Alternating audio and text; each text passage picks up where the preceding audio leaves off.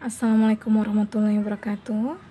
Jumpa lagi di video terbaru pembelajaran kita, language testing, dan kali ini kita akan bahas perihal reading skills, yakni yang berkaitan dengan reading task dan tes formatnya. Langsung saja kita masuk ke materinya tanpa berlama-lama. Kita langsung mulai dengan membahas reading approaches. Jadi reading approaches ini yang paling umum dan sangat familiar di kita itu ada istilah top down dan bottom up. Nah, top down itu kalau kita ini kan ya, jenis kegiatannya yang sifatnya umum khusus. Sebaliknya kalau bottom up dari khusus umum. Jadi top down we begin from general ideas of reading text based on our background knowledge atau yang disebut dengan skemata and or expectations, and then baru kemudian we proceed to the detailed information. Meanwhile, bottom up, we begin from learning the words, phrases, and combinations of sentences in order to get the whole meaning of a text. Jadi kita mulai dari perintilan yang kecil-kecilnya dulu, baru kemudian kita menyimpulkan the whole meanings of a text. Ya. Nah, ada satu lagi approach-nya, yaitu yang disebut dengan interactive approach. Kalau di interactive approach ini merupakan penggunaan kedua approach yang sebelumnya secara bersamaan. Jadi maksudnya di sini kegiatan ini melibatkan bottom up dan top down. Jadi di sini disimpulkan diberikan contoh, misalnya analoginya seseorang baca newspaper. Terkadang ketika orang baca newspaper, mereka baca detailnya dulu sehingga mereka bisa mendapatkan kesimpulan dari bacaannya. Namun kemudian dari keseluruhan kesimpulan tadi, karena untuk to make sure ya apa yang sudah dia simpulkan, to make sure apa yang dia sudah ini kan apa berkaitan dengan bacaannya tadi simpulkan. Jadi si pembaca, the readers go back to the details again. Jadi makanya di situ terlibat kedua activities yang tadi. Ya. Berikutnya kita bahas masalah genre dari reading, genres of reading. Ya. Untuk genres of reading ini kita bahas berdasarkan dua versi.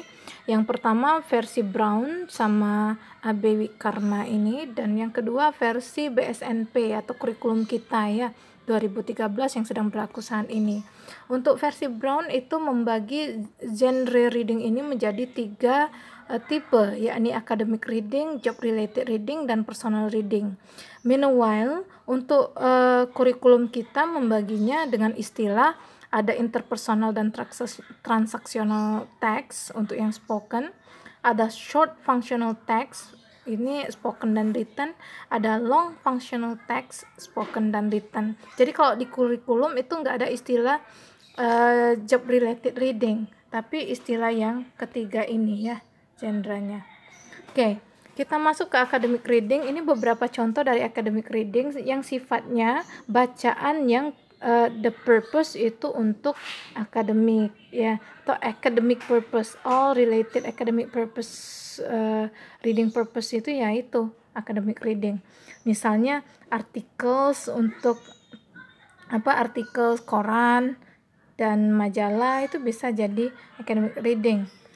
Kemudian technical reports ya, seperti laporan lab, professional journal articles itu sudah jelas, jurnal-jurnal ilmiah, reference materials ya, seperti kamus dan ensiklopedia, textbook, thesis essay, papers, test directions, editorials, dan opinion writing ya, argumentative essay, opinion writing itu.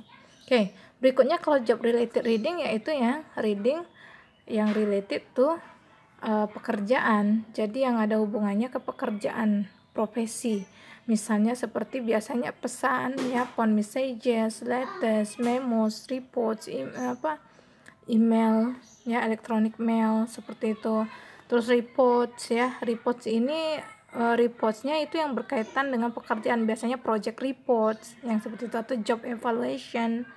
Kemudian ada schedules, label, signs, announcement, ada formulir, aplikasi ataupun questionnaires, financial documents, directories, manuals, and the last one is directions.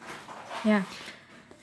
Yang ketiga kalau personal reading yaitu reading untuk diri sendiri. Biasanya kalau untuk diri sendiri itu kan kita sifatnya reading for enjoyment. Jadi lebih cenderung seperti bacaan-bacaan extensive reading kita, seperti kita membaca ya bisa masuk lagi seperti newspaper, magazines ya. Kalau itu memang itu pilihan bacaan kita, masuk ke personal reading.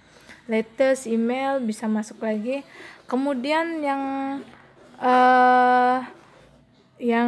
nggak kalah pentingnya itu ya misalnya bacaan personal reading seperti novel, short stories, jokes, drama ya yang sifatnya enjoyment. Oke, ada comic strip, cartoons. Berikutnya ada short functional text. Nah, yang keempat ini mulai yang berdasarkan BSNP tadi ya, contoh-contohnya. Yang contoh-contoh dari BNSP untuk short functional text ini adalah teks fungsional yang pendek. Jadi teks fungsional pendek itu ya yang nggak panjang. Jadi teks fungsionalnya bisa berupa iklan, pengumuman, kartu ucapan, instruksi, invitation, ya list itu catatan ya. List of things. List itu apa sih? Kita ngelis gitu ya, ada list. Atau notices ya, peringatan, short messages. Nah, semuanya yang sifatnya short, teks yang fungsional ya. Yang sifatnya short ya. Fungsional maksudnya ada fungsi tertentu ya. Berikutnya ada long functional text. Kalau yang long itu yang semuanya masuk kategori tipe teks ya, tipe teks yang mungkin sudah tidak asing di kalian kalau kalian SMA-nya kurikulumnya juga kurikulum yang baru-baru sekarang ya, bukan zamanan saya. Misalnya kurikulum KTSP sudah mulai menggunakan tipe teks. Itu ada tipe teks analytical expositions, anecdote, ini semua sifatnya yang long text ya. Report, review, spoof, narrative, news item ya. News itemnya terpisah ya, ada narrative, ada news item, procedure, recount, report, review. Itu typological error sedikit, I'm sorry. Nah, sekarang kita mulai bahas ke taxonomy of reading. Untuk taxonomy of reading itu kita ada dua versi. Jadi ada yang paling umum itu dari the Barrett taxonomy, ada juga yang satunya itu dari Brown, yang dibaginya menjadi micro skill dan macro skills. Nah, untuk yang the Barrett taxonomy of reading itu ada 5 bagian. Disebutnya di sini ada literal comprehensions, ada reorganizations, ada inferential comprehensions, ada evaluations, dan ada appreciations. Untuk literal comprehensions itu artinya pelibatan kegiatan rekognisi atau recalling main details, main ideas, yaitu ya sequence comprehensions yang seperti itu, yang sifatnya ke teks. Oke. Literal ya. Sementara kalau reorganization sih yang organize. Jadi seperti misalnya mengklasifikasi, mengoutline atau mensummary. Kemudian untuk inferential comprehension itu infer means you conclude ya. Jadi consists of inferring supporting details ya, main ideas, sequences, masih seperti itu. Terus kalau evaluations berarti ada judgment di situ. Judgment of reality gitu. Jadi biasanya di sini kalau pelibatan judgment of reality, of fantasy, fact, or opinion. Jadi yang mintanya pendapat readers biasanya ya, bentuk tasknya. Terus kemudian appreciation sini ada melibatkan emotional response reader terhadap konten. Jadi misalnya bagaimana reaksi pembaca gitu ya terhadap tulisan penulis yang begini misalnya gitu. Oke. Kita langsung saja ke taxonomy of reading yang dari Brown dan Abbey Wikarma ini. Ada dibaginya dua jadi micro skills dan macro skills. Untuk micro skills ini yang dianya lebih cenderung ke reading untuk yang word level itu loh, word level atau sentence level yang seperti itu. Sementara kalau yang micro skills lebih ke yang discourse, tingkatannya level of discourse ya lebih panjang. Kita lihat satu-satu. Untuk micro skills ini contohnya ada dimulai dari mendiskriminasi distinctive graphemes yaitu letters ya. Kita membedakan bunyi ya, bunyi fonem. Oke.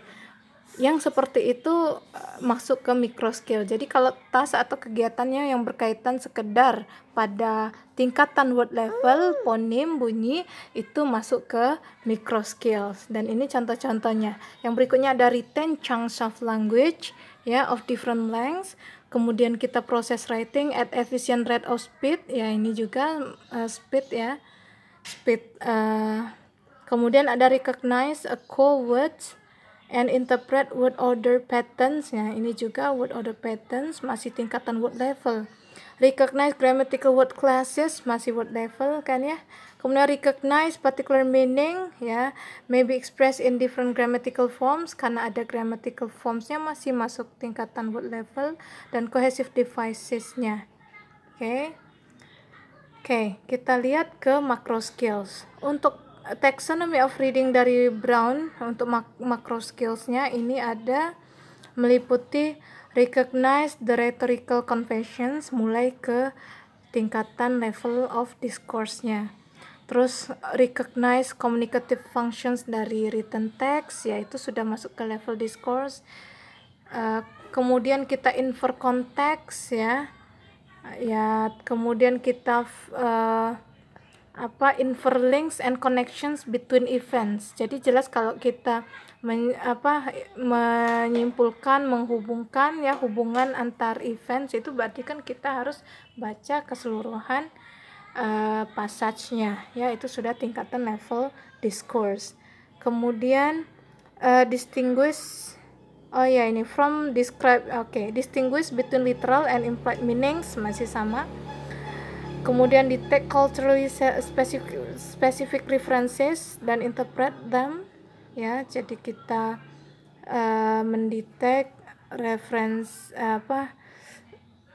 culturally specific references, kemudian kita interpretasikan ke dalam konteks skemata background knowledge kita.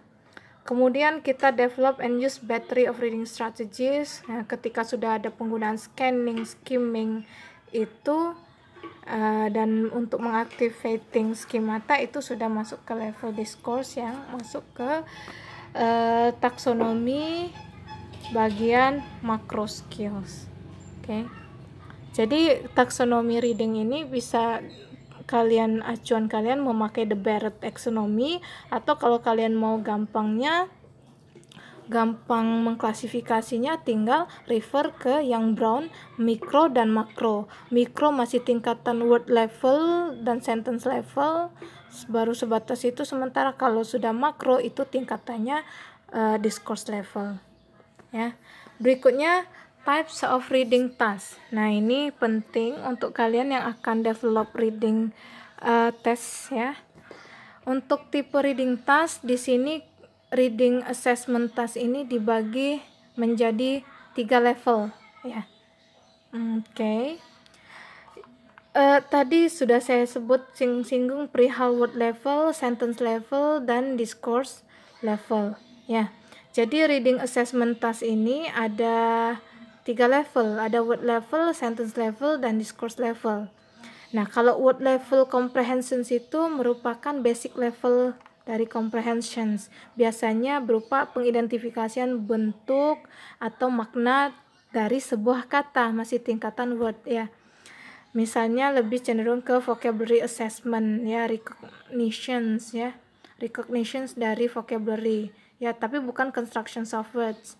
Berikutnya ada sentence level comprehension, itu kemampuan to get meaning from sentence levelnya. Nanti kita bahas satu-satu. Dan discourse level itu kemampuan untuk getting meaning from context ya, dari paragraf atau essay. Kalau sudah discourse level hubungannya ke getting meaning. Nah, karena takut videonya kepanjangan, takut ada permasalahan di loading ya, terutama pembelajaran kita yang kadang saya hanya memberikan link via WhatsApp, kemudian kita diskusi. Kita jeda dulu dengan kuis ya. Jadi ini ada beberapa kuis. Oke, teknisnya akan saya jelaskan melalui perkuliahan online kita via WhatsApp. Oke, sekian. Assalamualaikum warahmatullahi wabarakatuh.